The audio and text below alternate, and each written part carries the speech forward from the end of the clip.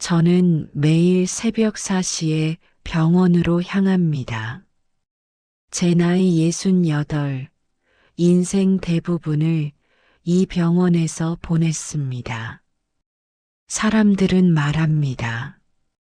한 원장님, 이제 좀 쉬셔도 됩니다.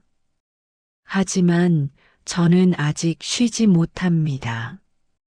이 병원은 단순한 직장이 아니라 제 삶의 전부이며 저를 지탱해온 마지막 사명이기 때문입니다.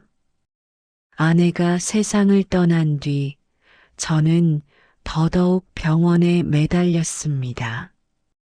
그녀가 마지막으로 숨을 거둔 곳도, 저에게 사랑과 죄책감을 동시에 남긴 곳도 이 병원이었습니다.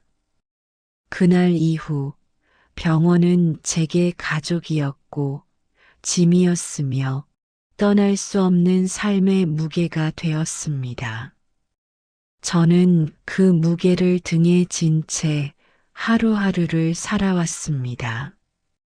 아내가 떠났을 때 제 아들 도윤이는 12살이었습니다.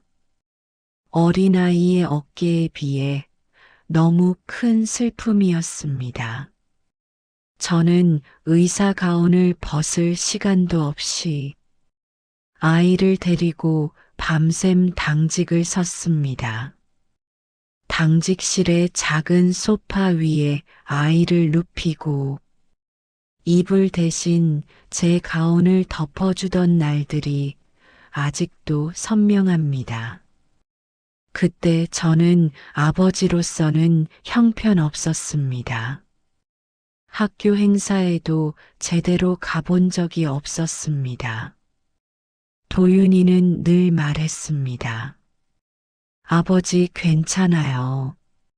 아버지는 바쁘잖아요. 그 말은 이해가 아니라 체념이었습니다. 저는 그 체념을 아버지의 능력이라고 착각하며 살아왔습니다. 그래서 저는 아들이 결혼할 상대에 대해 누구보다 더 엄격할 수밖에 없었습니다. 저는 아들에게만큼은 잘못된 사람 때문에 인생이 어긋나는 일을 절대 겪게 하고 싶지 않았습니다. 저는 40년 동안 병원에서 수많은 인간 군상을 봤습니다. 제가 본 가장 슬픈 장면은 아플 때의 인간이 아니라 약한 사람을 무시하는 인간이었습니다. 원장님 오셨습니까? 하고 허리를 꺾으며 인사하던 사람이 청소 직원에게는 툭툭 짜증을 내는 모습을 수없이 봤습니다. 저는 그럴 때마다 생각했습니다. 사람됨은 위 사람에게 어떻게 하느냐가 아니라 아래 사람에게 어떻게 하느냐에 달렸다. 그 신념은 나이를 먹을수록 더 확실해졌습니다. 그래서 아들이 여자를 데려온다고 했을 때 저는 세상의 어떤 부모보다 긴장했습니다. 그 여자가 아름다운가, 학벌이 좋은가, 직업이 좋은가는 저에게 중요하지 않았습니다. 중요한 것은 단 한 가지였습니다. 그 여자가 사람을 어떻게 대하는가. 아들이 데려온 여성의 이름은 서유진이었습니다. 첫 만남에서 저는 그녀의 미모보다 태도를 먼저 보았습니다. 말은 공손했습니다. 표정도 적당히 온화했습니다. 하지만 시선은 깊지 않았습니다. 대화는 피상적이었습니다. 그리고 저는 더 중요한 사실을 느꼈습니다. 저에게 말할 때와 아들에게 말할 때의 말투가 달랐습니다. 아들에게는 말끝을 살짝 올려 애교를 섞었고 저에게는 말을 짧게 끊어 말했습니다. 그녀는 말했습니다. 도윤 씨가 병원장 아들이니까 안정적이잖아요. 저는 그런 점이 좋아요. 저는 순간 마음속 깊은 곳에서 경계가 올라오는 것을 느꼈습니다. 아, 이건 조금 다르다. 물론 아들은 반박했습니다. 아버지, 유진이는 착한 사람입니다. 불편해하시는 건 오해예요. 아들은 언제나 사람의 좋은 면부터 보는 아이입니다. 그 순진한 부분이 저는 늘 걱정됐습니다. 그래서 저는 결심했습니다. 이 여자가 진심으로 어떤 사람인지 반드시 확인해야 한다고. 그리고 그 방법은 하나였습니다. 예비 며느리가 힘없고 나이 많은 사람을 어떻게 대하는지 직접 보는 것이었습니다. 저는 병원 임직원들에게 말했습니다. 며칠 뒤부터 내가 병원 미화팀으로 들어갈 것이다. 새 직원처럼 대해달라. 그들은 깜짝 놀랐습니다. 원장님, 정말 그러실 겁니까? 그래야 사람을 제대로 볼 수 있다. 저는 평생을 사람을 보며 살아왔습니다. 환자의 얼굴, 보호자의 얼굴, 직원들의 얼굴, 그 모든 얼굴 속에서 진짜와 가짜를 구분해야 했습니다. 그래서 이번에도 동일한 방식으로 사람을 판단해야 했습니다. 아들의 미래가 걸린 일이었습니다. 저는 오래된 패딩, 낡은 작업복, 10년 전 쓰던 두꺼운 안경을 찾아냈습니다. 그리고 병원 이름표가 아닌 미화 7팀 임시직이라고 적힌 명찰을 달았습니다. 제 인생에서 처음으로 병원장 한기석이 아닌 노년의 청소부 한기석이 된 순간이었습니다. 그날 오전 저는 미화팀 사무실에서 걸레와 대걸레를 받았습니다. 오래 묵은 먼지 냄새가 배어있는 장갑을 끼자 한순간 마음이 묘하게 가벼워졌습니다. 어르신, 허리 조심하세요. 바닥 닦을 때 너무 숙이면 안 돼요. 젊은 미화팀 직원이 친절히 말했습니다. 저는 고개를 깊이 숙여 인사했습니다. 고맙습니다.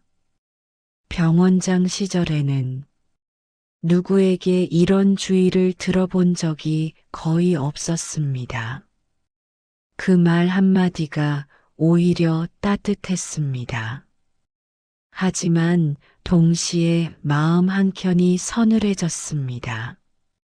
이렇게 좋은 사람들이 왜 하대를 받아야 하나? 그때 저는 마음속 깊이 단단히 결심했습니다. 예비 며느리가 미화직을 어떻게 대하는지가 그녀의 진짜 인성일 것이다. 그 결심은 무겁고 날카로운 돌멩이처럼 제 가슴에 얹혔습니다. 그리고 그날 오후 유진이가 병원에 나타났습니다. 도윤이가 말하길 유진 씨 부모님 건강검진 때문에 병원에 갔다고 했습니다. 이 말은 곧 예비 며느리가 힘이 없는 병원 직원을 대하는 모습을 눈앞에서 볼 수 있다는 뜻이었습니다. 그녀는 병원 로비에 앉아 휴대폰을 보고 있었습니다. 처음에는 조용했습니다. 하지만 20분이 지나자 표정이 점점 굳기 시작했습니다. 여기 왜 이렇게 늦죠? 병원 시스템이 왜 이렇게 느려요? 간호사에게 날카롭게 말하던 그녀는 복도를 지나가던 저를 보더니 눈썹을 구겼습니다. 저기요, 청소하시는 분. 저는 걸레를 들고 다가갔습니다. 예, 여기 물 닦아주세요. 지나가다가 미끄러질 뻔했어요. 말은 맞았습니다. 하지만 말투는 불필요하게 거칠었습니다. 저는 고개를 끄덕이며 말했습니다. 예, 금방 하겠습니다. 그녀는 팔짱을 낀 채 말했습니다. 아, 그리고 혹시 뭐 냄새 같은 거? 그러니까 가까이 오지 않으셔도 돼요. 순간 제 호흡이 멎었습니다.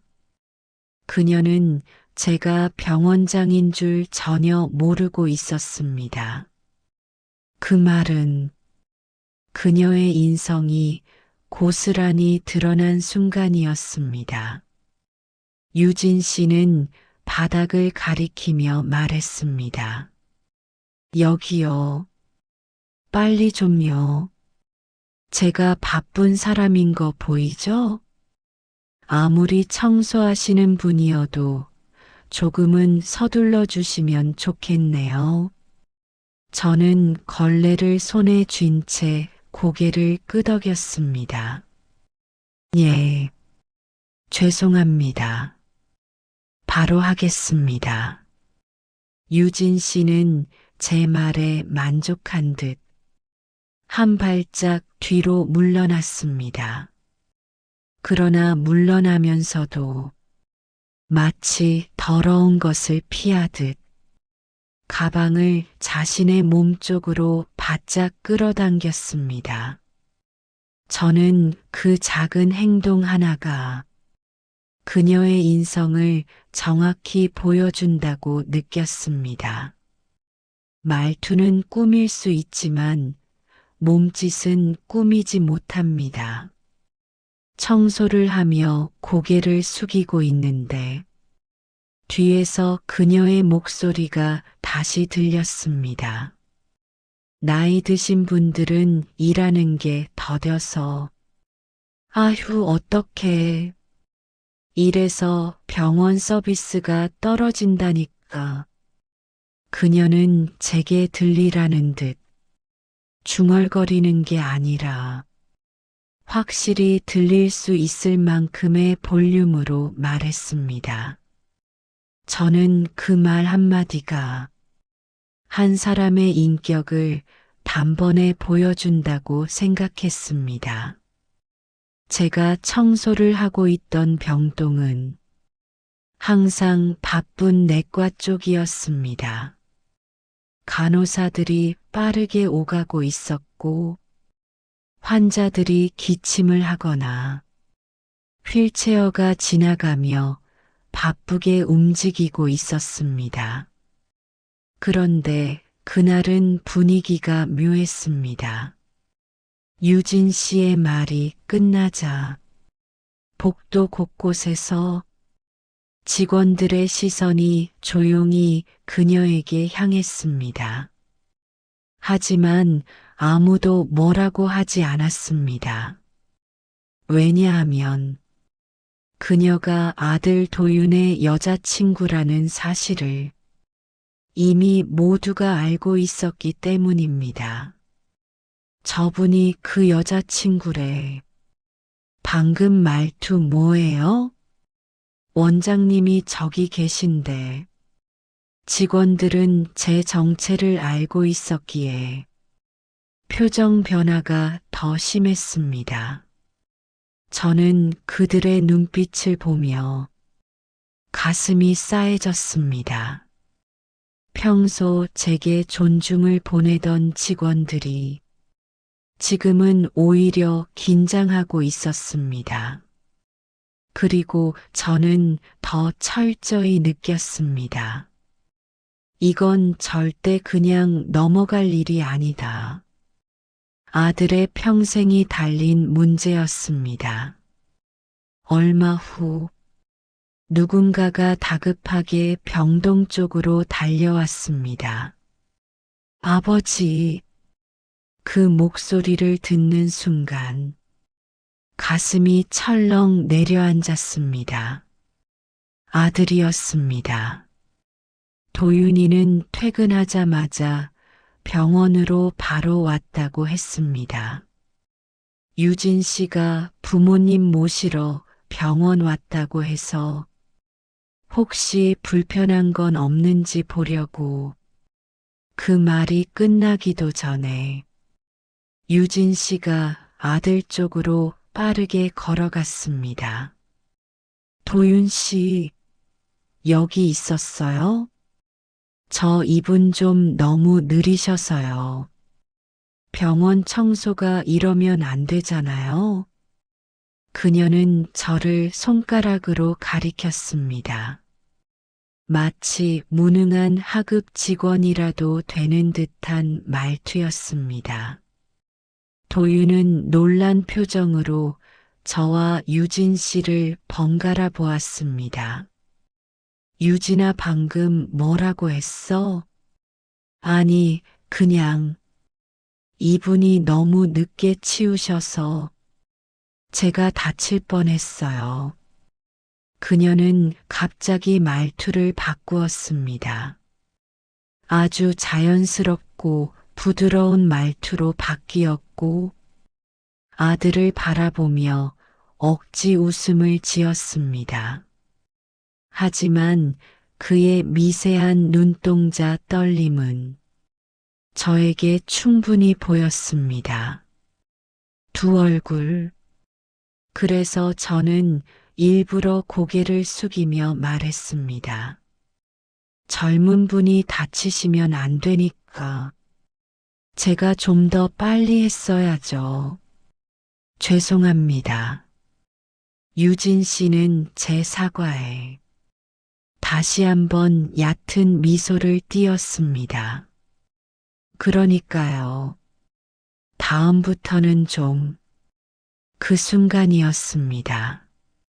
도윤이가 그녀의 손목을 붙잡았습니다. 잠깐만. 그리고 제게 다가와 떨리는 목소리로 말했습니다. 아버지, 혹시 지금 이런 대우를 받으신 겁니까? 그 말 한마디가 정적처럼 병동에 퍼졌습니다. 유진 씨의 얼굴이 하얗게 질렸습니다. 아버님? 저는 천천히 모자를 벗었습니다. 그리고 고개를 들었습니다. 유진 씨의 표정이 서서히 붕괴되는 것이 한 프레임씩 찍히는 것처럼 보였습니다. 저는 말했습니다. 그래, 내가 무시한 그 늙은이, 그 청소부다. 병동 전체가 조용해졌습니다. 누군가 숨도 쉬지 않는 것 같았습니다. 유진 씨는 우물거리다가 결국 아무 말도 하지 못했습니다. 아들은 한 발짝 뒤로 물러났습니다. 그 얼굴에는 충격, 실망, 분노가 뒤섞여 있었습니다. 유진아, 너 방금 우리 아버지께. 유진 씨는 급히 변명했습니다. 아니야, 도윤 씨. 저는 그냥 그녀는 급히 유순한 미소를 지으려 했지만 웃음은 입꼬리에서 멈추고 눈빛은 흔들리기만 했습니다. 저는 조용히 말했습니다. 내가 병원장인지 몰랐을 때 내가 한 행동이 내 진짜 모습이다. 유진 씨는 떨리는 손으로 머리를 쓸어 넘겼습니다. 아버님, 그게 아니라 저는 그냥 순간적인 것이 바로 본성이다. 저는 그런 말을 수없이 들으며 살아왔습니다. 40년 동안 사람을 보며 알게 된 진실이었습니다. 그리고 저는 덧붙였습니다. 힘 있는 사람 앞에서는 누구나 예의를 지킨다. 하지만 힘없는 사람 앞에서 예의를 버리는 사람은 절대 내 아들과 결혼할 수 없다. 그 말이 끝나자 유진 씨는 완전히 고개를 숙였습니다. 아들은 결국 고개를 돌렸습니다. 병동 밖에서 아들과 유진 씨는 잠시 둘만의 대화를 나눴습니다. 목소리는 낮았지만 아들의 떨림은 느껴졌습니다. 유진아, 나는 누구든 존중하는 사람과 결혼하고 싶다. 유진 씨는 울먹이며 붙잡았습니다. 도윤 씨, 저 정말 그런 사람 아니에요. 저는 스트레스가 많아서. 아들은 단호하게 고개를 저었습니다. 상황은 핑계가 될 수 있지만 태도는 핑계가 될 수 없어. 그 말은 저조차도 마음이 저릿하게 느껴질 만큼 단단한 말이었습니다. 그리고 그는 말했습니다. 우리 여기까지 하자. 그 말에 유진 씨는 마치 다리가 풀린 듯 바닥에 주저앉았습니다. 아들과 유진 씨가 함께 걸어 나오며 관계를 정리하던 그 순간 병원 복도에서는 직원들의 무거운 시선이 흐르고 있었습니다. 누군가는 고개를 숙였고 누군가는 깊게 숨을 내쉬었습니다.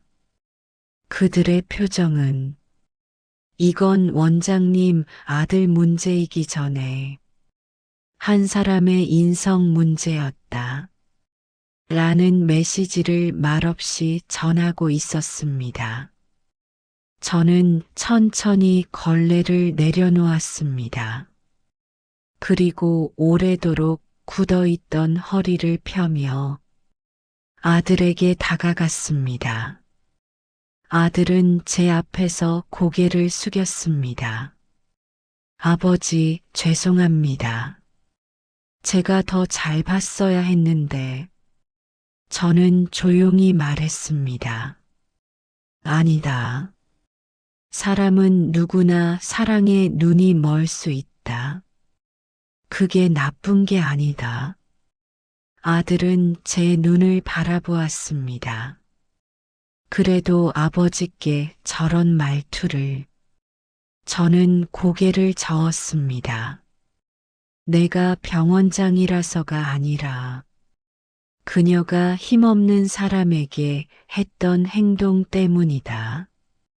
아들은 그제야 깊게 고개를 끄덕였습니다.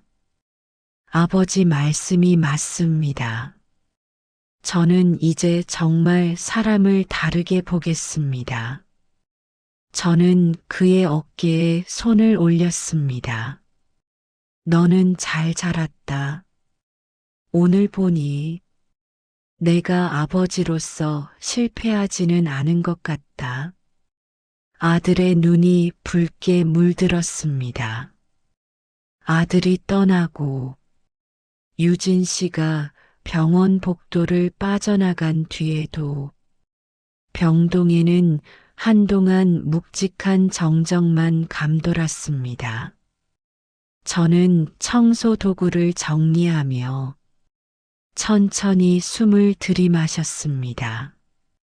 40년 넘게 병원에서 온갖 사건을 봐왔지만 오늘처럼 가슴 한구석이 이렇게 싸하게 식어가는 경험은 오랜만이었습니다.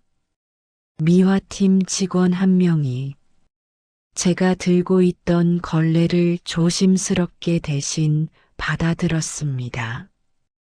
원장님 괜찮으세요? 저는 고개를 저었습니다. 괜찮습니다. 그리고 오늘은 그냥 청소부로 대해 주십시오. 직원은 조용히 고개를 끄덕였습니다. 그러나 그의 눈빛은 저와 똑같이 서늘했습니다. 잠시 후 제가 쉬고 있던 미화팀 휴게실 문이 열렸습니다. 원장님 아니, 오늘은 원장님이 아니시죠? 청소 7팀 어르신, 미화팀장 박 씨가 들어왔습니다.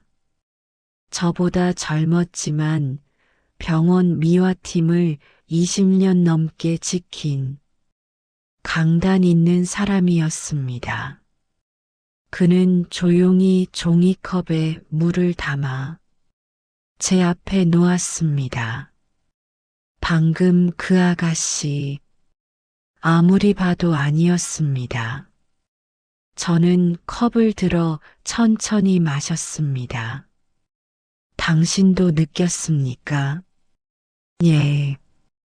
저희는 하루에도 수백 명의 사람을 상대합니다.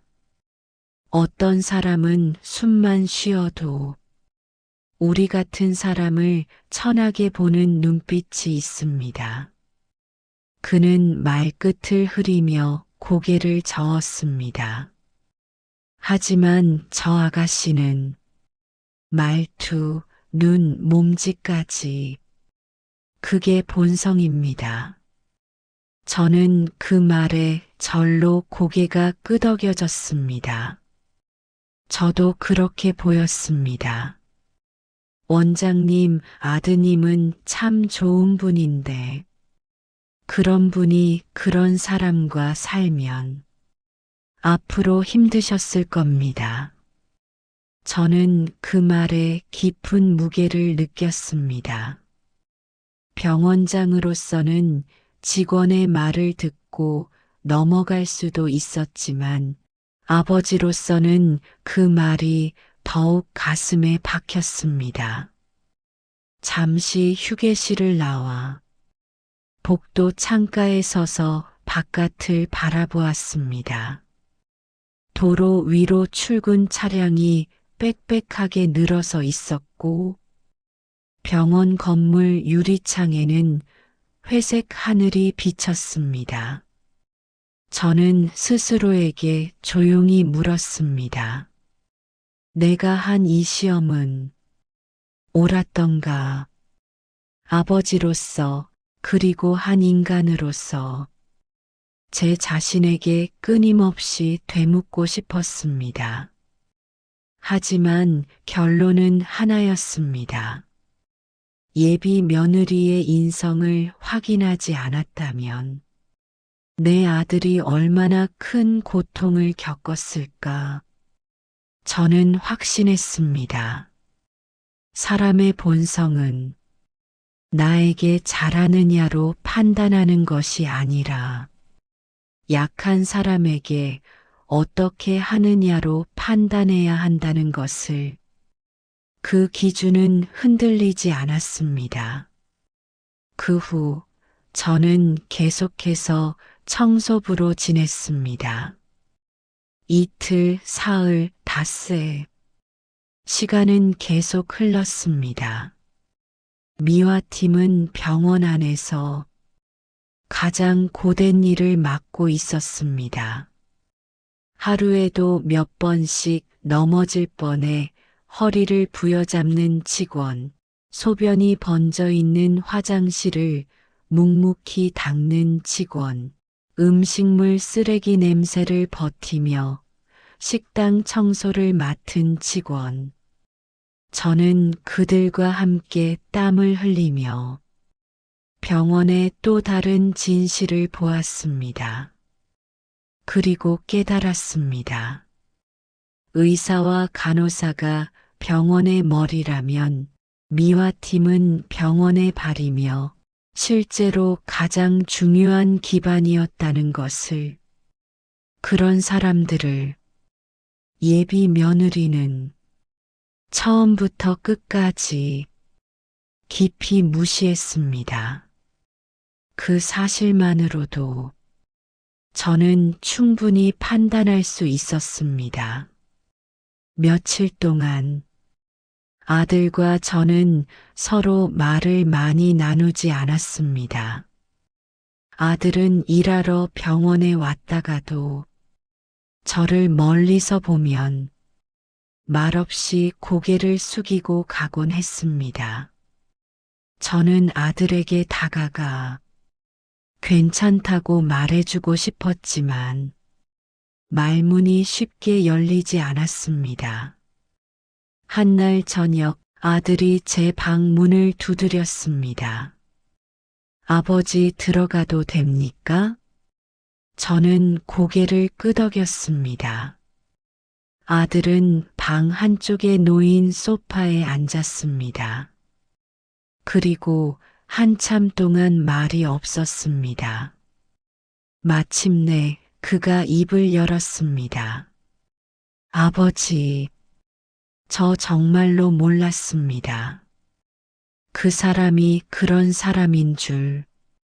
그 말은 마치 가슴속 깊이 쌓인 죄책감이 한순간에 쏟아져 나온 듯한 말이었습니다. 저는 천천히 말했습니다. 사람이란 살다 보면 잘못 볼 수도 있다. 그게 죄는 아니다. 아들은 고개를 숙인 채 말했습니다. 그래도 아버지께 그런 말을. 저는 단호하게 끊었습니다. 나에게 한 말이 중요한 게 아니다. 힘없는 사람에게 한 말이 중요하다. 아들은 조용히 고개를 끄덕였습니다. 앞으로는 사람을 더 깊이 보겠습니다. 저는 손을 뻗어 아들의 어깨를 잡았습니다. 이미 충분히 잘 자랐다. 오늘 너를 보니 알겠다. 내가 훌륭한 남자로 자랐다는 걸. 아들은 그 말에 천천히 고개를 들었고 그 눈에는 그동안 삼켜온 감정이 가득했습니다. 그날 밤 늦게 제 휴대전화가 울렸습니다. 낯선 번호였습니다. 저는 전화를 받았습니다. 아버님, 저 유진이에요. 저는 대답하지 않고 조용히 기다렸습니다. 유진 씨의 숨소리는 떨리고 있었습니다. 죄송합니다. 저 정말 그렇게 나쁜 사람이 아니에요. 그녀는 말했다가 울먹였고 다시 말을 잇지 못하기를 반복했습니다. 제가 그날 왜 그런 말투를 썼는지 모르겠어요. 저도 긴장해서. 저는 차갑지도 따뜻하지도 않은 목소리로 말했습니다. 사람의 진심은 긴장한 순간에 드러나는 법입니다. 그녀는 울음을 멈추지 못했습니다. 제가 도윤 씨랑 다시 저는 그녀의 말을 끊었습니다. 그건 아들의 결정입니다. 그리고 이미 끝난 일입니다. 그녀는 말끝을 잇지 못했습니다. 그리고 결국 전화를 끊었습니다. 저는 조용히 숨을 내쉬었습니다. 그 이후로 며칠은 병원 직원들 사이에서도 말수가 줄어들었습니다. 사람들은 이 사건을 그저 병원장 가족 문제로 보지 않았습니다. 그들이 본 것은 약자를 대하는 사람의 진짜 얼굴이었습니다. 경비 아저씨는 제 옆을 지나며 조심스레 말했습니다. 원장님, 아드님 참 좋습니다. 쉽지 않은 결정이었을 텐데. 간호사들은 몰래 제게 커피를 책상 위에 놓고 갔습니다. 미화팀 직원들은 저를 보며 한 번 더 고개를 숙였습니다. 저는 그들이 왜 그런 표정을 짓는지 알았습니다. 그들은 예비 며느리의 행동이 마치 자신들 모두를 향한 하대처럼 느껴졌던 것입니다. 밤이 깊어 병원 건물의 불이 하나둘 꺼질 때 저는 혼자 사무실 창가에 서서 도시의 불빛을 바라보았습니다. 그리고 아주 오래된 기억이 떠올랐습니다. 아내와 처음 병원을 지을 때 저희는 약속했습니다. 어떤 환자든 어떤 직원이든 똑같이 대하는 병원을 만들자. 그러나 세상은 그 약속을 항상 지켜주지 않았습니다. 아내가 떠난 뒤 저는 그 약속을 혼자 붙잡아야 했습니다. 그러니 오늘 같은 시험은 누군가에게는 잔인하게 보였을지 모르지만 제게는 마지막 자존심을 지키는 일이었습니다. 저는 마음속으로 단단히 다짐했습니다. 이제부터는 아들이 행복할 수 있는 인연만 아버지로서 지켜주겠다고. 아들이 상처받는 선택은 어떤 것도 용납하지 않겠다고. 그리고 앞으로 누구든 병원에서 일하는 직원, 특히 가장 낮은 위치에서 일하는 분들을 조금 더 따뜻하게 대해야겠다고. 오늘 벌어진 일은 단순히 한 사람과의 인연이 끝난 사건이 아니라 저에게 또 한 번의 교훈을 준 사건이었습니다. 며칠 뒤 저는 새벽 일찍 병원 복도를 청소하고 있었습니다.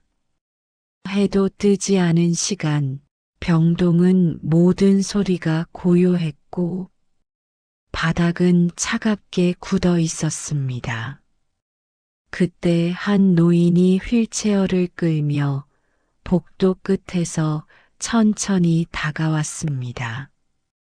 보호자는 없었습니다. 돌아가신 아내와 나이가 비슷해 보이는 분이었습니다. 어르신, 새벽에 어디 가십니까?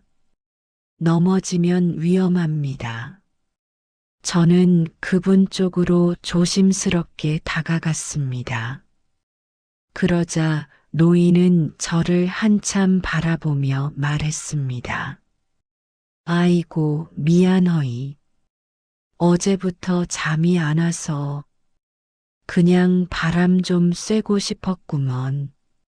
저는 그 말에서 노인이 얼마나 외로운 시간을 보내고 있는지 단번에 느낄 수 있었습니다. 그러지 마시고 휠체어 브레이크 잠그고 자리에 조금만 앉아 계시죠. 노인은 제 얼굴을 찬찬히 보다가 느릿하게 웃었습니다. 자네 같은 사람이 있어. 병원이 돌아가는 게지. 그 말은 아무도 신경 쓰지 않았던 청소부에게 건네는 가장 따뜻한 격려였습니다. 저는 그 말에 가슴이 묵직해지는 것을 느꼈습니다. 그리고 다시 생각했습니다. 아들의 예비 배우자는 이런 약한 사람을 어떻게 대할까? 그것이 누군가의 인생을 결정한다. 그녀는 이런 노인을 어제처럼 무시했을 것이다. 단언할 수 있었습니다. 사건 이후 병원 직원들 사이에서는 어떤 말들이 돌기 시작했습니다. 원장님, 결국 예비 며느리 시험하셨대. 그 아가씨 그래도 너무했어. 아드님, 잘 결단하셨지.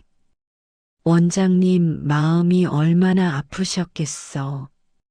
누구도 대놓고 이야기하진 않았지만 사람들의 시선과 속삭임에서 그날의 여파가 얼마나 컸는지 느껴졌습니다. 저는 일부러 이런 소문들을 억누르지 않았습니다. 왜냐하면 예비 며느리의 행동은 병원장에게 무례함이 아니라 미화팀 전체를 향한 무례함이었기 때문입니다. 모두가 그 모습을 봤고 모두가 마음속으로 상처를 입었기 때문에 침묵시키는 것이 더 부당한 일이었습니다. 며칠 뒤 원무팀장이 조심스럽게 제 방을 찾아왔습니다. 원장님, 저 보고 드릴 게 하나 있습니다. 무슨 일입니까? 원무팀장은 서류 한 장을 내밀었습니다. 서유진 씨가 며칠 전 건강검진을 받으신 모양인데요. 저는 고개를 들었습니다. 그분 부모님이 아니라 본인이 직접 검사를 받았던 기록입니다. 무슨 이유입니까? 원무팀장은 말끝을 흐렸지만 결국 조용히 말했습니다. 임신 여부를 확인하신 것 같습니다. 저는 서류를 바라보며 잠시 아무 말도 하지 못했습니다. 임신. 만약 그 사실이 아들에게 전달되었다면 아들은 책임감 때문에 그녀와 결혼을 강행했을지도 모릅니다. 그녀는 그걸 노렸던 걸까? 혹은 다른 이유였을까? 하지만 제가 답을 내릴 필요는 없었습니다. 이유가 무엇이든 본성이 드러난 사람이라는 사실은 변하지 않았습니다. 저는 서류를 서랍에 넣으며 말했습니다. 그 일은 아들에게 말하지 마십시오. 이제는 그 아이 인생과 상관없는 일입니다. 원무팀장은 조용히 고개를 숙였습니다. 알겠습니다. 그날 밤 퇴근 준비를 하던 제 휴대전화에 아들에게서 메시지가 왔습니다. 아버지, 혹시 지금 시간 되십니까? 잠시 뵙고 싶습니다.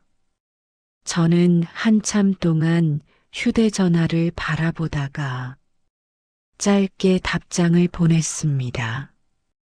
올라오거라. 잠시 후 아들이 사무실 문을 열고 들어왔습니다. 표정은 지난 며칠보다 조금 편안해진 듯 했습니다. 아버지, 잠깐만 이야기하고 싶습니다. 그래, 앉아라. 아들은 제 앞에 앉아 조용히 고개를 숙였습니다. 아버지, 솔직히 아직 마음이 복잡합니다. 저는 가만히 그를 바라보았습니다. 왜 복잡한가? 아들은 천천히 턱을 괴고 다시 제 눈을 바라보았습니다. 사람을 잘못 보면 삶 전체가 흔들린다는 걸 스스로 깨달았습니다. 그리고 이렇게 덧붙였습니다. 아버지 말씀 평생 잊지 않겠습니다. 저는 조용히 고개를 끄덕였습니다. 너는 잘하고 있다, 도윤아. 삶은 실수하면서 배우는 것이다. 아들은 깊게 숨을 내쉬었습니다. 일주일 뒤 병원 로비에서 누군가가 제 이름을 불렀습니다. 한 원장님, 목소리는 떨려 있었고 한 사람의 절박함이 그대로 묻어나 있었습니다. 고개를 돌리자 유진 씨가 서 있었습니다. 수척해진 얼굴, 그 어느 때보다 불안한 눈빛. 아버님, 제발 잠시만 시간 좀 내주세요. 그녀는 주변 사람들 눈치를 살피며 거의 울기 직전의 얼굴이었습니다. 저는 말했습니다. 여기서 이야기합시다. 사람들이 너무 많아요. 괜찮습니다. 당신이 한 일은 숨겨야 할 일이 아닙니다. 그녀는 말문이 막힌 듯 한동안 아무 말도 하지 못했습니다. 그리고 마침내 작은 목소리로 말했습니다. 저 다시 시작하고 싶어요. 저는 고개를 저었습니다. 이미 끝난 일입니다. 아들 도윤 씨에게 기회라도. 나는 아들의 선택을 막지 않습니다. 하지만 그 선택은 이미 내려졌습니다. 그녀는 천천히 무너져 내렸습니다. 그녀가 떠나간 뒤 저는 한동안 그 자리에 서 있었습니다. 그리고 생각했습니다. 그녀가 정말 나쁜 사람이었을까? 아니면 삶의 어떤 순간이 그녀를 그렇게 만들었을까? 그러나 그 이유가 무엇이든 저는 확신했습니다.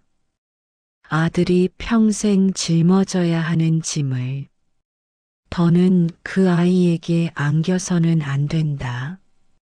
아버지로서 제가 할 일을 한 것입니다. 그날 밤 병원 옥상에 올라가 어둠 속에 잠긴 도시를 바라보았습니다. 저는 조용히 중얼거렸습니다. 사람이 사람을 선택한다는 건 평생을 건 일이다. 예비 며느리는 아들의 삶에 들어올 수 없는 사람이었습니다. 그날 이후 아들과 저는 조금 더 가까워졌습니다. 그리고 저는 아들이 언젠가 진짜 인성을 가진 사람을 만날 날을 조용히 기다리기 시작했습니다. 유진 씨가 떠난 뒤 병동, 원묵과 심지어 주차장까지 묵직한 여운이 감돌았습니다. 사람들은 겉으로는 평소처럼 움직였지만 눈빛과 걸음 말투에는 분명히 어떤 사건이 지나갔다는 흔적이 남아 있었습니다.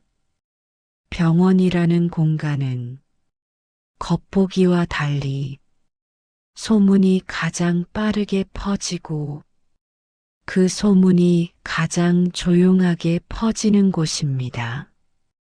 아무도 대놓고 말하지 않았지만 모두가 알고 있었고 모두가 느끼고 있었으며 모두가 생각하고 있었습니다.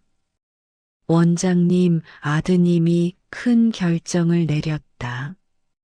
그 결정을 누구도 가볍게 보지 않았습니다. 사건이 벌어지고 일주일 정도 지난 어느 날이었습니다. 치과 병동의 부원장이 제 방을 찾아와 조용히 말했습니다. 원장님, 몇몇 직원들이 그 아가씨가 복도에서 청소 직원들한테 하던 이야기를 녹음해 놨다고 하네요. 혹시 듣고 싶으십니까? 저는 눈을 감았습니다. 녹음? 그날 그 짧은 순간에 직원들이 느낀 상처가 그만큼 컸단 말인가. 저는 고개를 저었습니다. 그럴 필요는 없습니다. 그녀가 한 행동 때문에 미화팀 직원들 사기가 많이 떨어져 있습니다. 저는 조용히 말했습니다. 그럴수록 병원이 흔들리면 안 됩니다. 예, 원장님. 직원들에게 전해 주십시오. 그날 일은 모두 내 책임이다. 미화팀이나 누구에게도 흠이 될 일이 아니다. 내가 결정했고 내가 감당해야 한다. 부원장은 고개를 깊게 숙였습니다. 원장님, 정말 사람 같습니다. 저는 담담히 웃었습니다. 며칠 후 병원 우편함에서 하얀 봉투 하나가 제 책상 위로 배달되었습니다. 보낸 사람 서유진. 저는 한참 동안 그 봉투를 바라보다가 조용히 뜯었습니다. 편지에는 마치 끝까지 애써 꾸민 필체처럼 흔들리지 않은 글씨가 적혀 있었습니다. 원장님께 저는 아직도 믿기지 않습니다. 제가 그렇게 보였다는 것이. 하지만 저도 제 자신을 돌아보았습니다. 원장님 말씀처럼 저는 약한 사람에게 날카로운 사람이었습니다. 아마도 제 삶이 그랬습니다. 저희 집은 어려웠고 저는 늘 나만 살아남아야 한다는 생각으로 살아왔습니다. 어쩌면 그런 환경이 저를 이렇게 만든 것 같습니다. 하지만 변명하지 않겠습니다. 원장님께서 저를 아들분 옆에 둘 수 없었다는 것을 저도 이제는 이해합니다. 저는 이 편지를 마지막으로 정말 떠나겠습니다.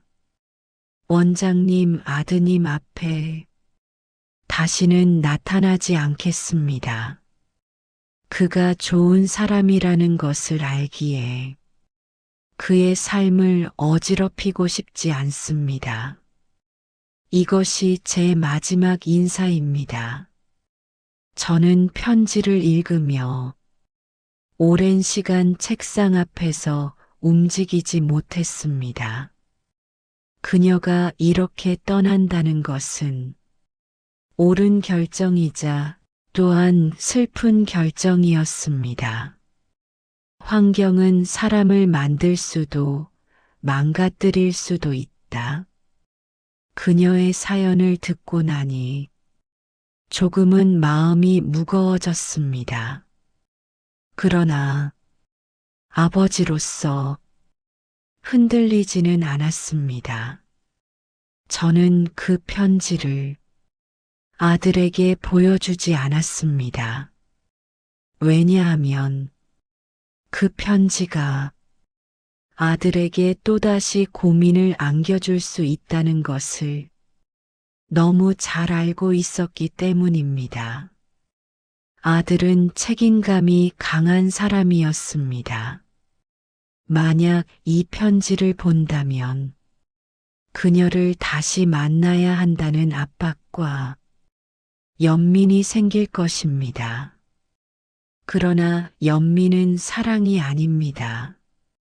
연민은 책임도 아닙니다. 연민은 결국 두 사람 모두를 망칠 뿐입니다.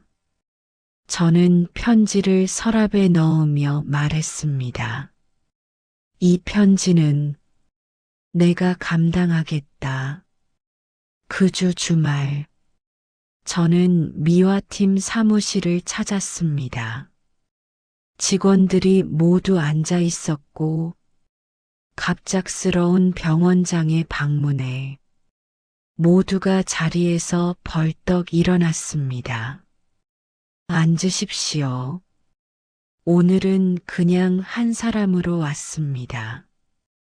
저는 천천히 말을 이었습니다. 며칠 전 있었던 일, 여러분이 불편했을 겁니다. 저 때문에 팀장 박 씨가 말했습니다. 아닙니다, 원장님. 저희는 오히려 고마웠습니다. 원장님께서 직접 저희 입장을 보여주셨으니까요.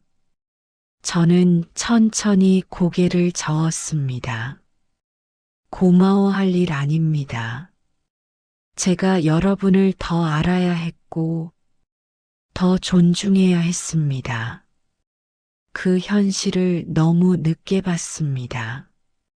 사무실이 조용해졌습니다.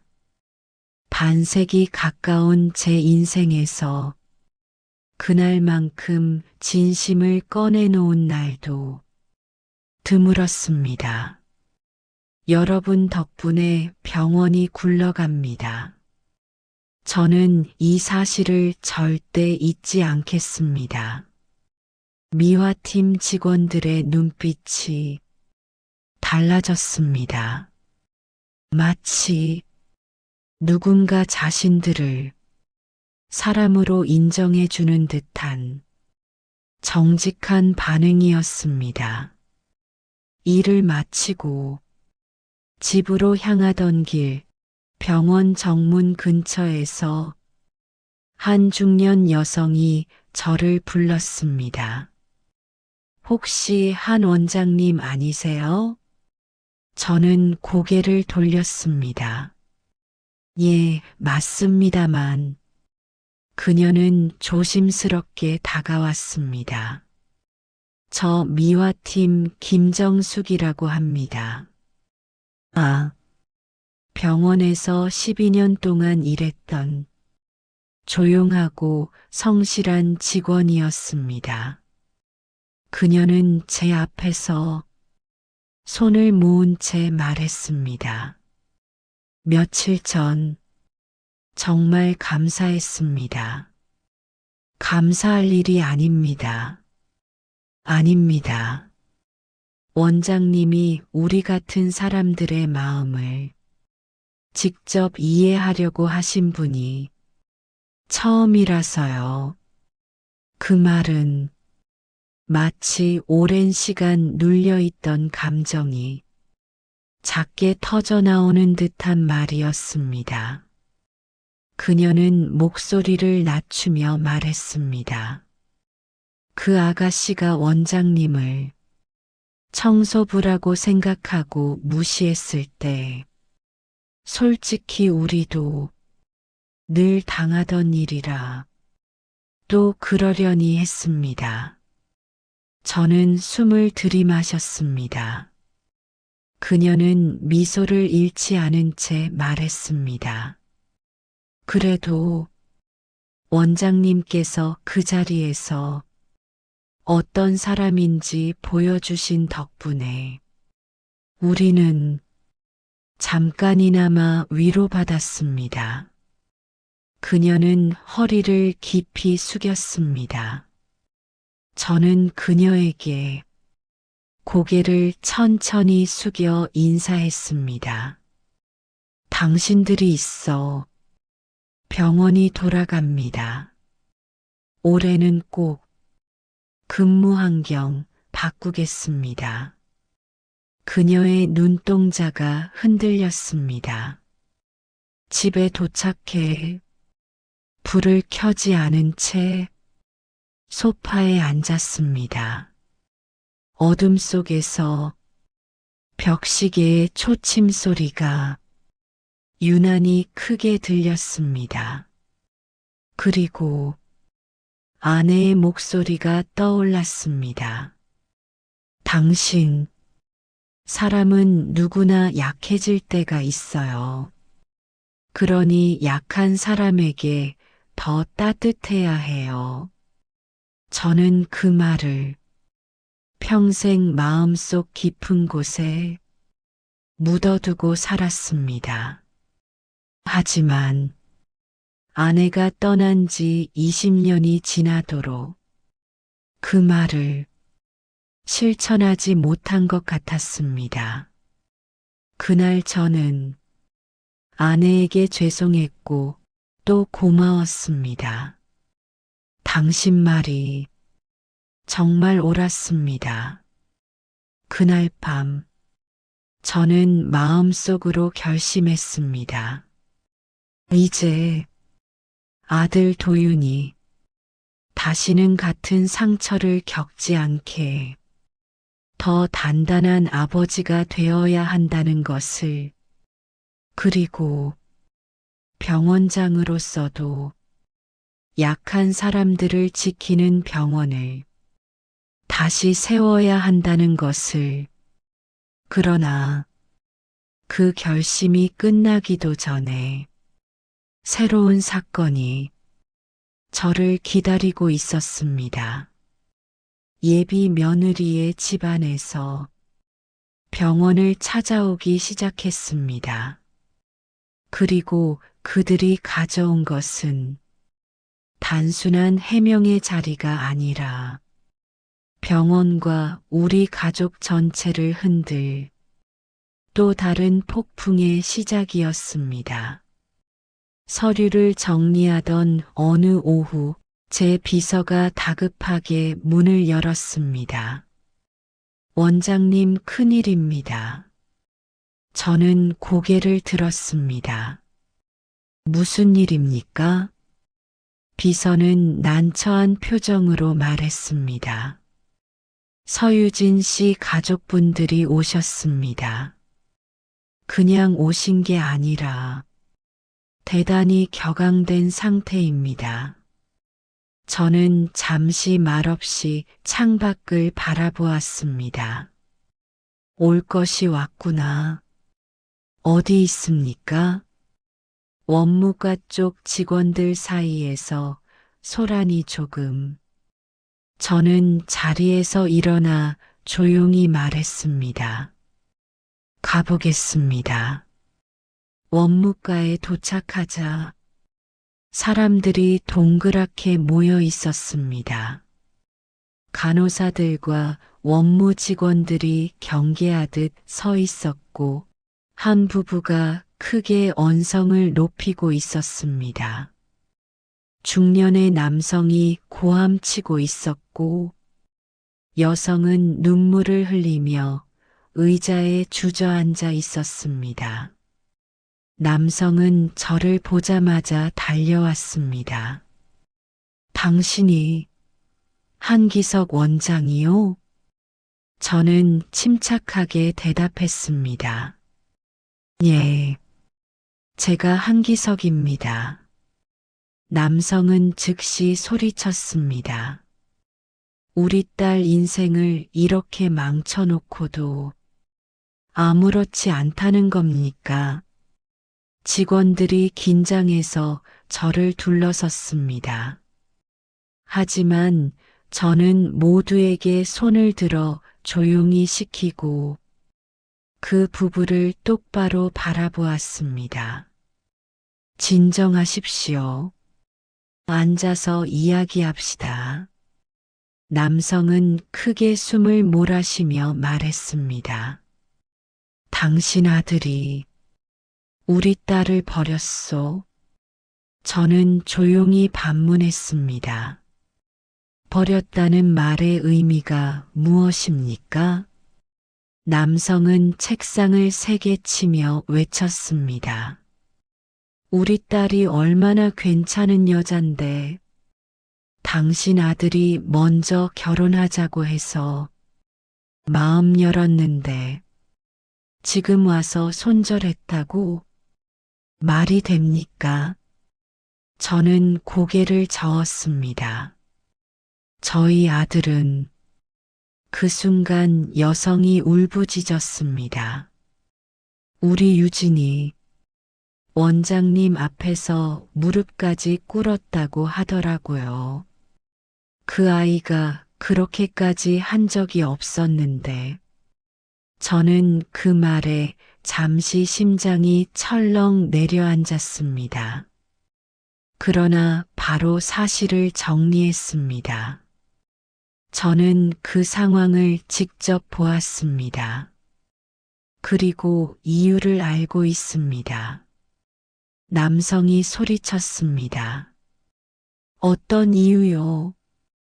도대체 어떤 이유로 결혼까지 이야기하던 두 사람을 이렇게 무너뜨릴 권리가 당신에게 있다는 겁니까? 저는 목소리를 낮췄습니다.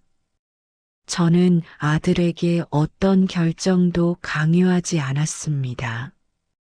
아들은 그녀가 사람을 대하는 태도를 보고 스스로 결정을 내렸습니다. 남성은 잠시 말을 잃었습니다. 사람을 대하는 태도라고요? 예. 저는 조용히 말을 이었습니다.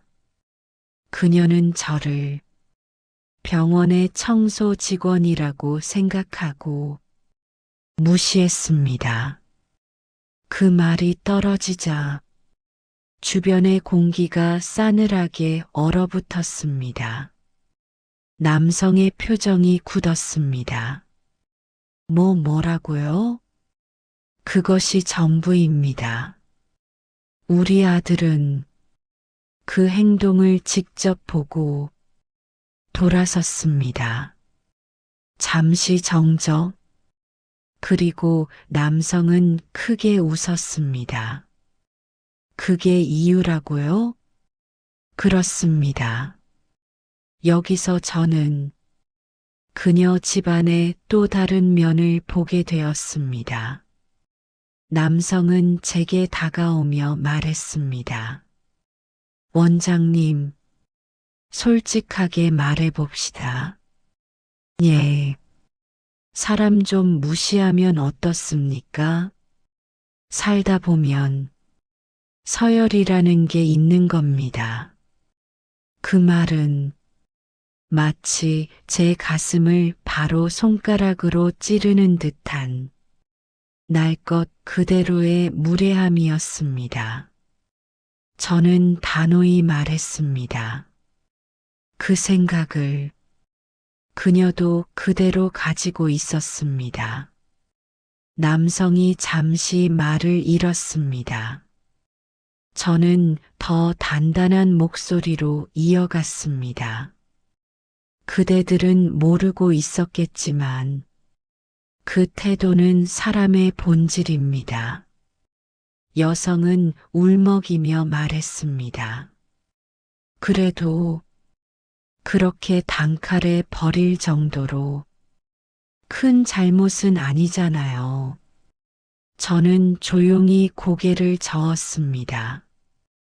결혼은 평생을 함께하는 일입니다. 평생을 함께할 상대는 약한 이에게 어떻게 행동하는지를 반드시 봐야 합니다. 남성은 얼굴이 붉어졌습니다. 이봐요. 우리 집안이 만만하오. 내가 누군지 알아요?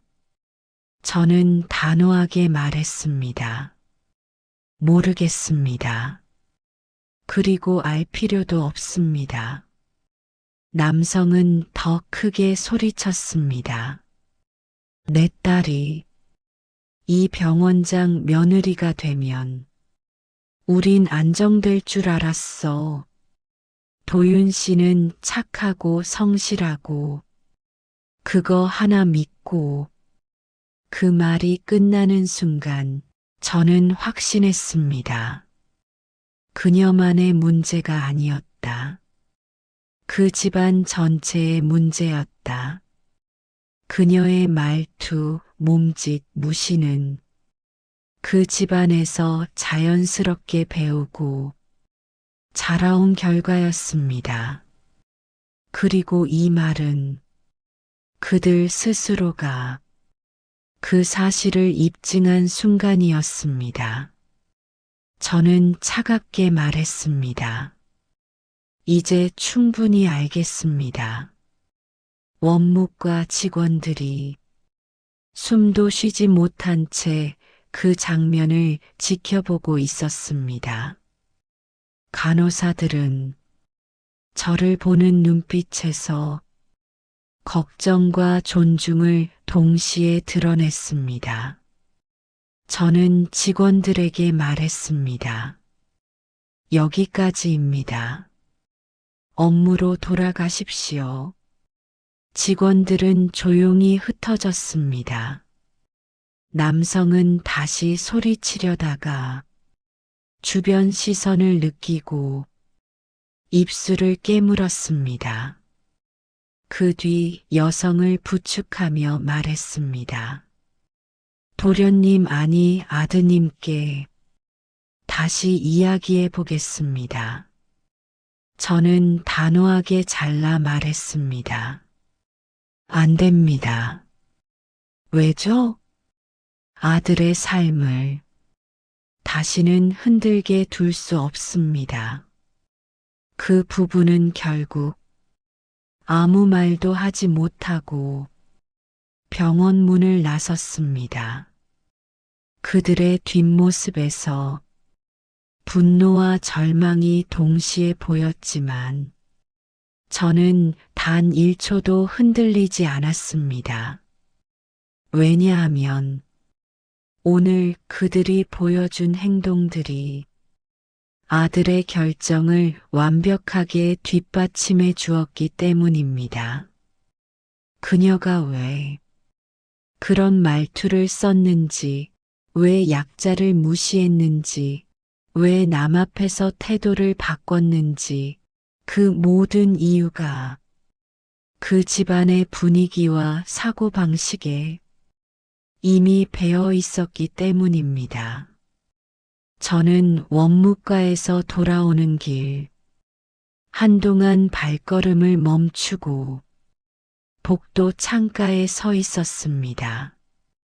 창밖에는 4월의 햇살이 병원 유리창에 반사되어 번쩍거렸습니다. 그 빛을 보며 저는 조용히 스스로에게 말했습니다. 아버지로서 오늘로 확신이 들었다. 아들은 잘한 결정을 한 것이다. 그리고 뒤늦게 깨달았습니다.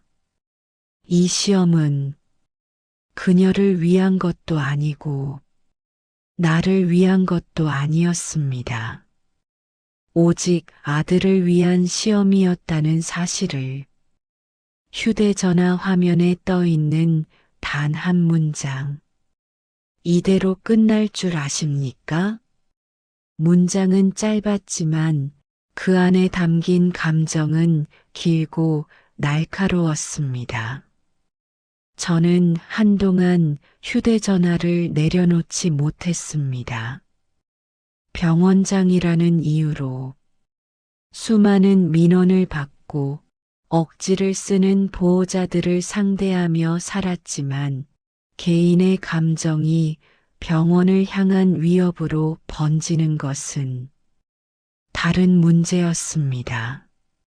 저는 천천히 숨을 고르며 스스로에게 말했습니다. 흔들리면 안 된다.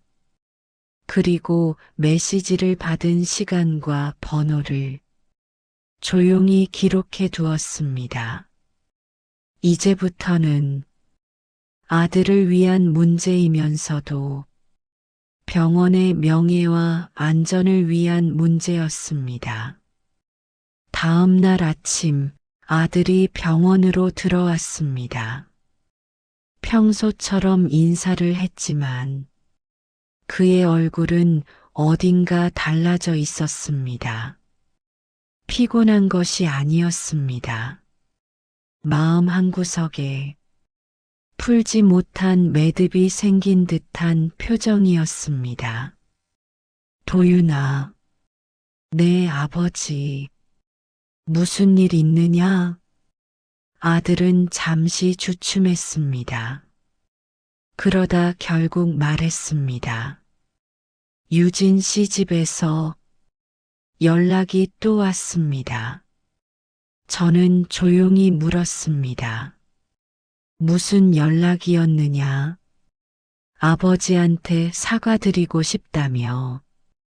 그리고 저희 관계를 다시 생각해 달라고. 저는 고개를 들어 아들을 바라보았습니다. 그의 눈은 흔들리고 있지 않았습니다. 오히려 결심이 굳어져 있었습니다. 그래서 뭐라고 했느냐? 아들은 단호하게 말했습니다. 거절했습니다. 저는 고개를 끄덕였습니다. 잘했다. 그러나 아들은 말을 이어갔습니다. 그런데 저에게도 협박 같은 말이 왔습니다. 제 가슴이 순간 뭉개지는 듯 했습니다. 협박? 네.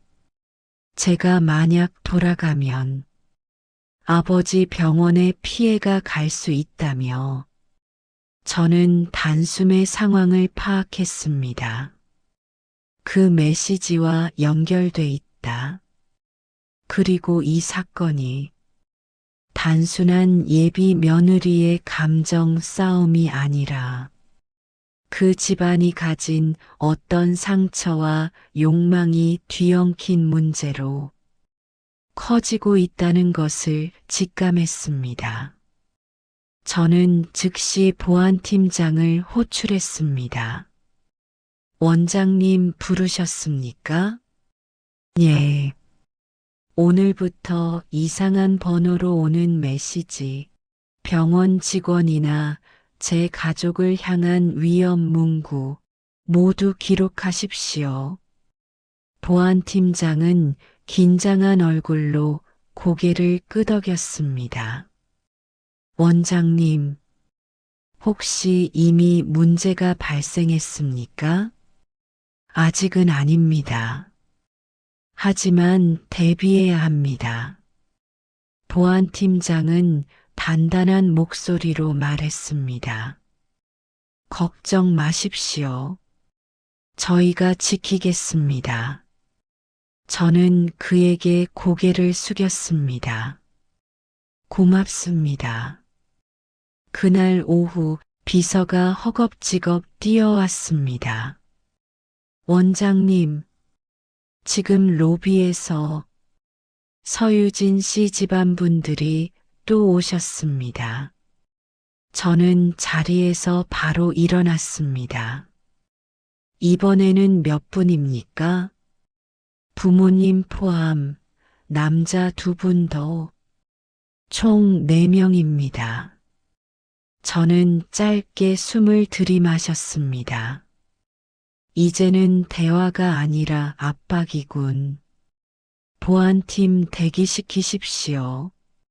나는 바로 내려가겠습니다. 제가 로비에 도착하자 사람들이 웅성거리고 있었습니다. 유진 씨 아버지, 어제 봤던 그분이었습니다. 그러나 오늘은 혼자가 아니었습니다.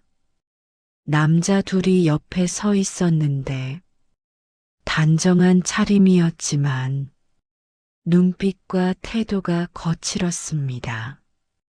환자 보호자들이 두려움에 멀찍이 물러나 있었고 직원들도 긴장하고 있었습니다. 저는 차분하게 다가갔습니다. 또 오셨습니까? 남자는 비웃듯 말했습니다. 끝나지 않았으니까 왔습니다. 오늘은 왜 오셨습니까? 이야기하려고 왔습니다. 그런데 조용히 이야기할 수 없게 만든 건 당신입니다.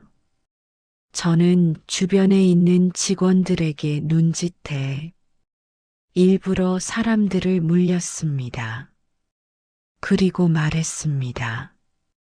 이곳은 병원입니다. 환자들과 직원들이 있습니다. 고함을 지르면 안 됩니다. 남자는 더 큰 목소리로 말했습니다. 내 딸 인생 망친 사람한테 조용할 필요가 있습니까? 그 말은 이미 대화의 선을 넘은 말이었습니다.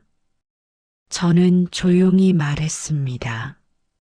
제 아들이 당신 딸의 인성을 보고 판단했습니다. 그 판단은 아들의 자유입니다. 그러자 옆에 있던 남자 중 하나가 한 걸음 앞으로 나섰습니다. 그 인성이 뭔데요? 청소부한테 말 몇 마디 한 게 그렇게 큰 죄입니까? 저는 그를 바라보며 말했습니다. 예, 큰 죄입니다. 남자는 코웃음을 쳤습니다. 세상에, 청소부가 뭐 그리 대단하다고. 그 말이 떨어지는 순간 주변에 있던 미화팀 직원 한 명이 작게 몸을 떨었습니다. 그리고 저 멀리 서 있던 간호사들 역시 표정이 굳어졌습니다. 저는 천천히 말했습니다. 당신들 말 속에는 이미 답이 있습니다. 남자는 어리둥절한 얼굴로 물었습니다. 답? 무슨 답이요? 당신들은 약자를 무시하는 것이 당연하다고 생각합니다. 남자는 말을 하지 못했습니다. 저는 한 발 다가섰습니다. 당신들 모두가 그런 생각을 하고 살았기 때문에 딸도 같은 행동을 한 것입니다. 그리고 단호하게 말했습니다. 그 가치를 가진 사람은 우리 집안에 들어올 수 없습니다. 순간 모두가 조용해졌습니다. 직원들, 환자들, 보호자들 모두가 숨을 멈춘 듯 했습니다. 유진 씨 아버지가 대답 대신 말을 더듬었습니다. 그게 뭐가 어떻다는 겁니까? 저는 말했습니다. 사람의 인성은 자기보다 약한 사람 앞에서 드러납니다. 그리고 천천히 이어 말했습니다. 그 기준을 어긴 사람과 제 아들을 결혼시킬 수는 없습니다. 그러자 옆에서 조용히 서 있던 남자가 결국 폭발하듯 소리를 질렀습니다. 그럼 당신은 우리 집안을 모욕하는 겁니까? 저는 흔들리지 않는 목소리로 말했습니다. 모욕이 아니라 사실을 말하는 겁니다.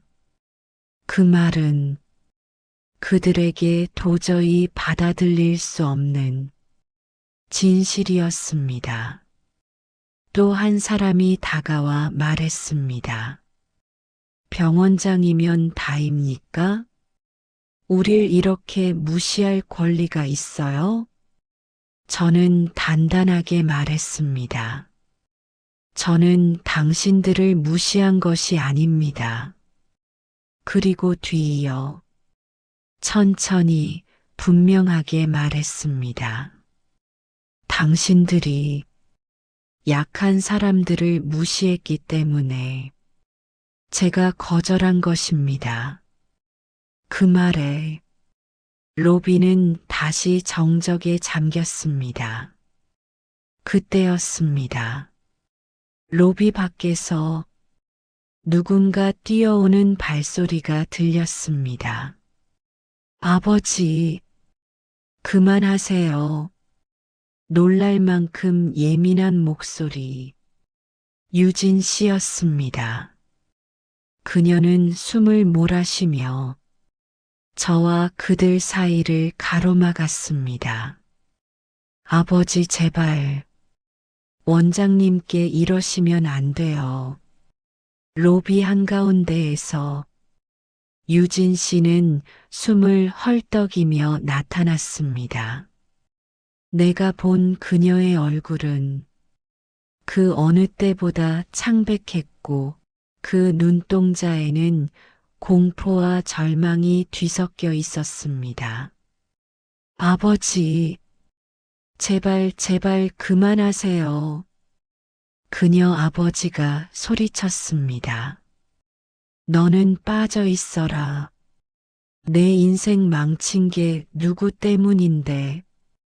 저 사람 때문이잖아. 저는 천천히 그녀를 바라보았습니다. 유진 씨는 저를 보자마자 무릎을 꿇었습니다. 로비 전체가 또 한 번 술렁였습니다. 원장님, 아버지를 용서해 주세요. 제가 잘못했습니다. 정말 잘못했습니다. 그녀 어머니는 울먹이며 딸을 붙잡았습니다. 유진아, 그러지 마라. 일어날래, 엄마가 잘 이야기할게. 하지만 그녀는 고개를 저었습니다. 안 돼요, 엄마. 제가 무릎을 꿇어서라도 다시는 병원에 피해 안 주겠다고 말해야 해요. 저는 조용히 말했습니다. 일어나시오. 아닙니다, 원장님. 제가 한 행동, 제가 쏟아낸 말. 그거 다 제 잘못이에요. 그녀의 어깨는 떨리고 있었고 손끝은 차갑게 굳어 있었습니다. 그러나 저는 그녀의 무릎을 붙잡지 않았습니다. 무릎을 꿇는다고 지나간 인성이 바뀌는 것도 아니고 아들이 겪은 상처가 치유되는 것도 아니었습니다. 그녀 아버지가 더 격해져 소리쳤습니다. 유진아, 너 왜 저 사람들 앞에서 무릎을 꿇는 거야? 유진 씨는 흐느끼며 말했습니다. 아버지 때문에 더 엉망이 됐잖아요. 원장님이랑 도윤 씨를 얼마나 화나게 했는데요. 그녀는 두 손을 바닥에 짚고 말했습니다. 원장님, 그날 제가 한 말들은 진심이 아니었습니다. 저는 고개를 저었습니다. 진심이 아니었습니까? 내 순간적으로 그날 스트레스를 받아서 스트레스가 사람의 본성과 무슨 상관이 있습니까? 그녀의 눈에서 눈물이 더 많이 흘러내렸습니다. 저도 제가 왜 그런 말을 했는지 모르겠어요. 평생 후회할 것 같아요. 저는 가볍게 숨을 들이마셨습니다. 후회는 마음이 움직일 때 하는 말입니다. 하지만 결혼은 마음만으로 할 수 있는 것이 아닙니다. 그녀는 울먹이며 말했습니다. 제가 사람을 무시한 게 맞아요. 근데 저 정말 그런 사람만은 아니에요. 저는 아무 말도 하지 않고 그녀의 울음을 지켜봤습니다.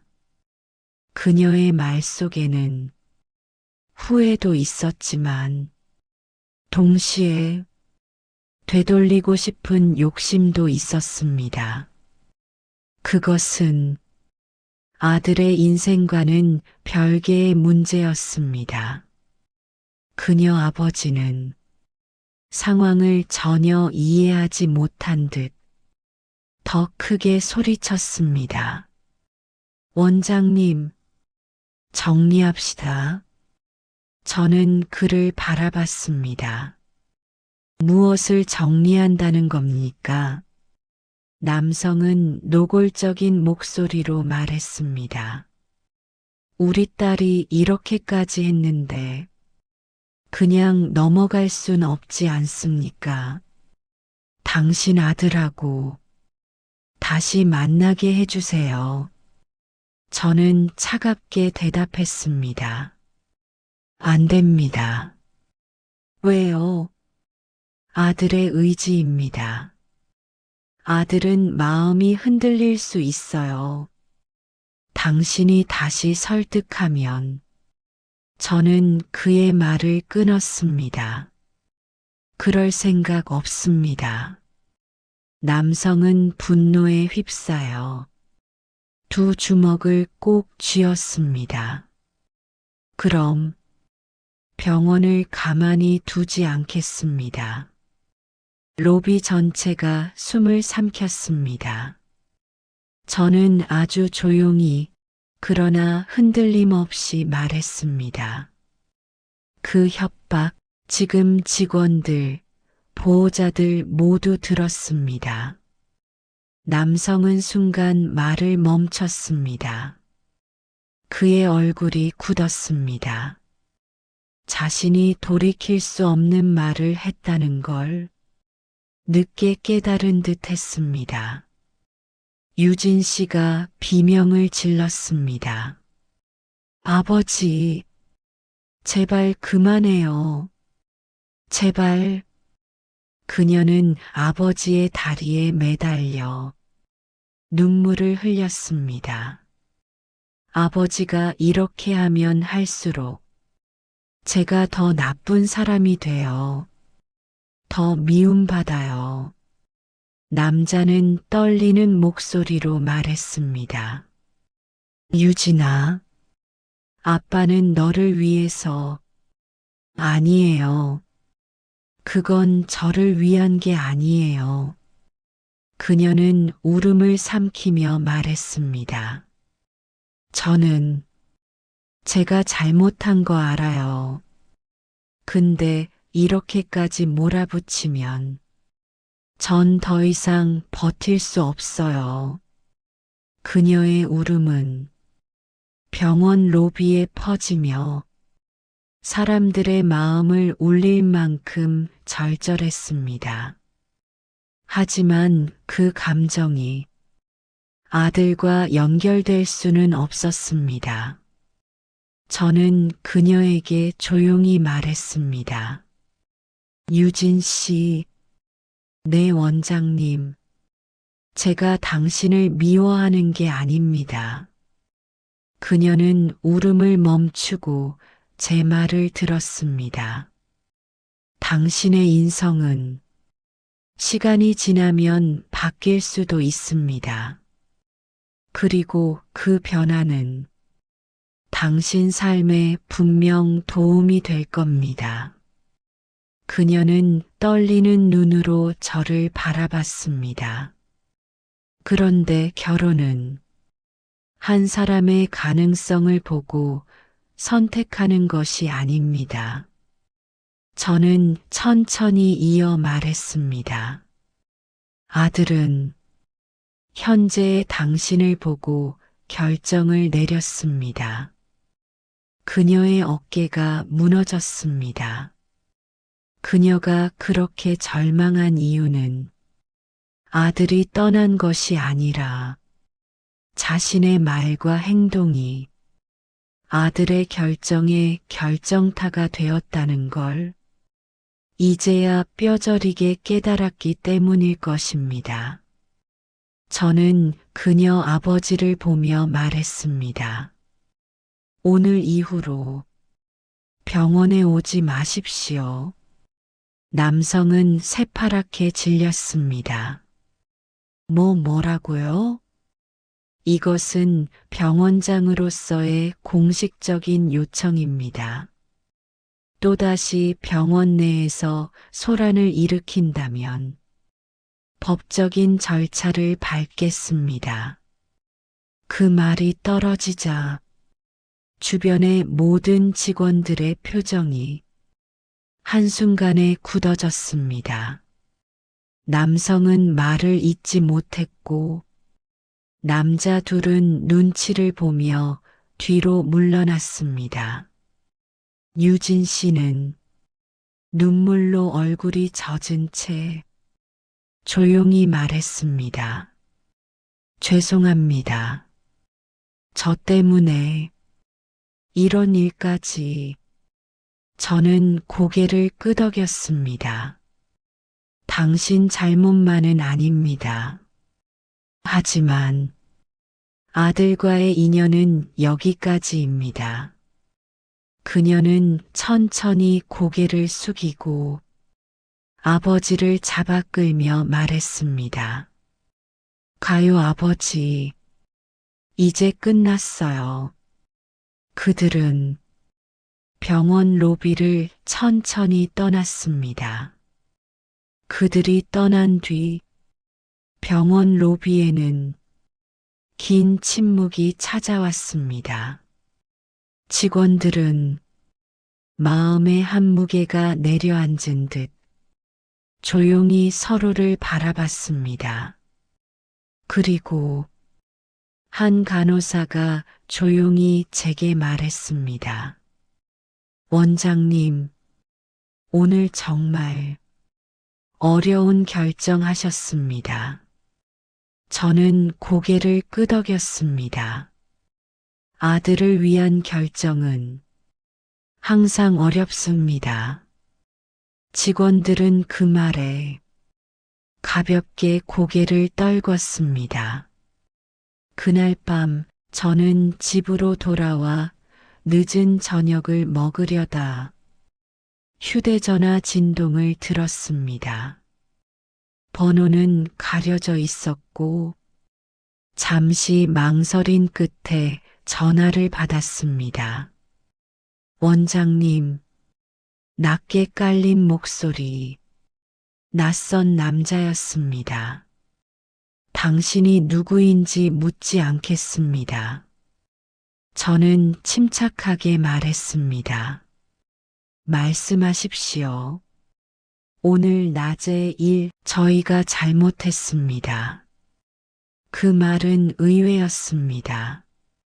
분노나 협박이 아니라 지친 사람의 목소리였습니다.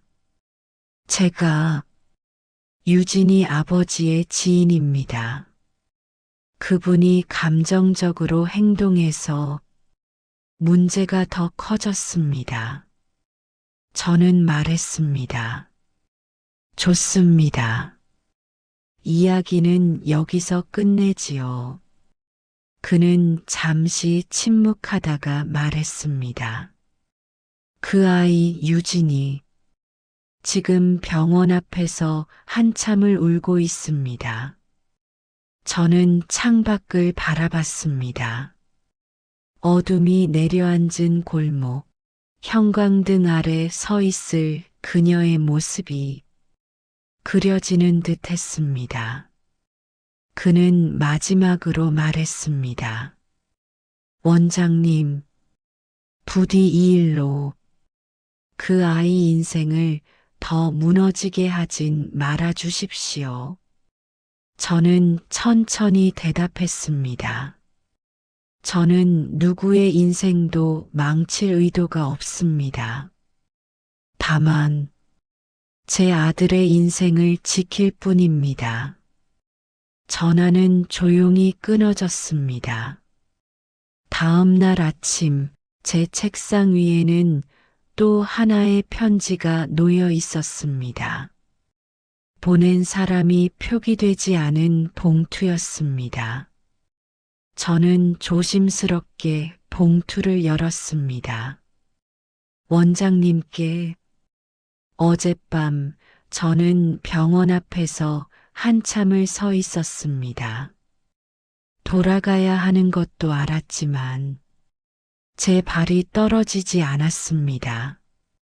어릴 적부터 저는 누군가의 마음을 얻기 위해 늘 더 크게 떠들고 더 강한 척하고 더 무시받지 않으려고 애썼습니다. 그러다 보니 누군가를 무시하는 것이 저도 모르게 습관처럼 됐습니다. 하지만 원장님 앞에서 무릎을 꿇고 제 아버지의 행동을 보고 저는 깨달았습니다. 저는 사람을 대하는 법을 잘 몰랐습니다. 그리고 그 대가를 치르는 중입니다. 저를 탓하지 마십시오. 아버지도 탓하지 마십시오.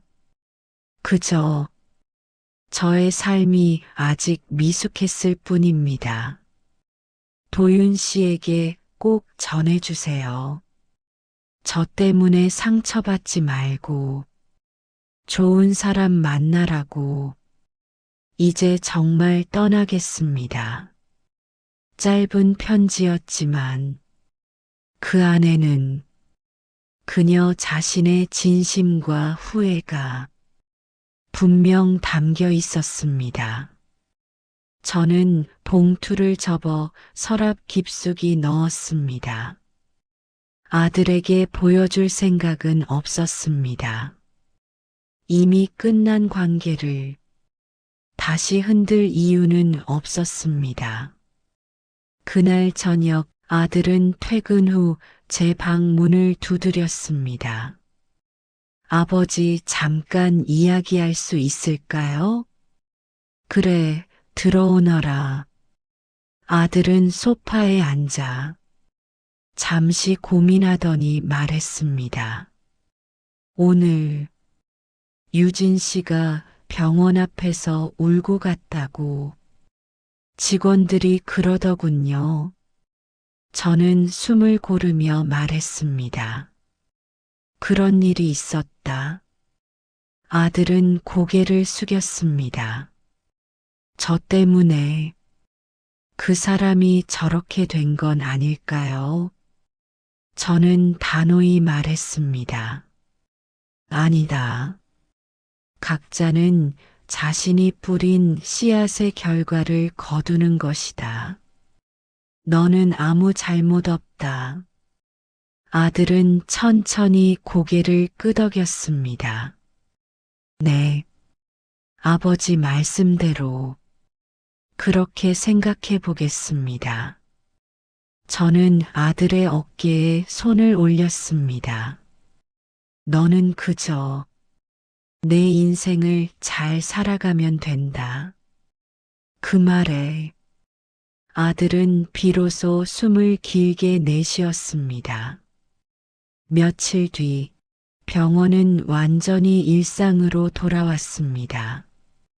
미화팀 직원들은 다시 환하게 인사했고 간호사들은 분주하게 움직였으며 원무과는 늘 그랬듯 긴 줄이 늘어서 있었습니다.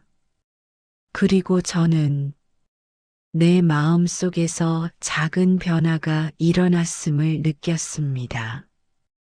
그녀의 잘못은 그녀 개인만의 잘못이 아니었습니다.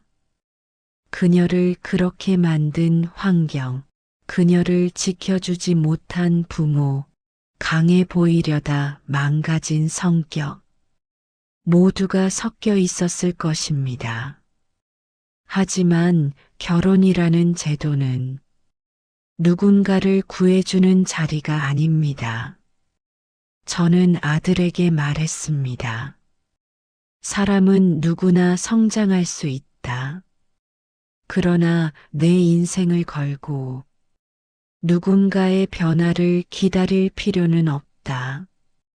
아들은 그 말에 조용히 고개를 끄덕였습니다. 그날 밤 저는 병원 옥상에 올라 도시 불빛을 바라보았습니다. 금속 난간에는 미세한 바람이 닿으며 찰랑거리는 소리가 났습니다. 저는 혼잣말처럼 말했습니다. 이젠 됐다. 사람의 인성은 바쁜 날의 말투에서 힘든 날의 표정에서 아무도 보지 않는 순간에 드러납니다. 아들은 그 중요한 진실을 스스로 깨달았습니다. 그리고 저는 아버지로서 병원장으로서 해야 할 일을 모두 했습니다. 이제 두 사람의 인연은 끝났습니다. 과거의 오해도 상처도 시험도 모두 여기서 끝났습니다. 아들의 앞날에 새로운 사람이 찾아온다면 그때는 아무런 불안 없이 맞을 수 있을 것입니다. 그리고 저는 천천히 병원 건물 아래로 내려오며 조용히 결말을 지었습니다. 이 관계는 이제 완전히 끝났다.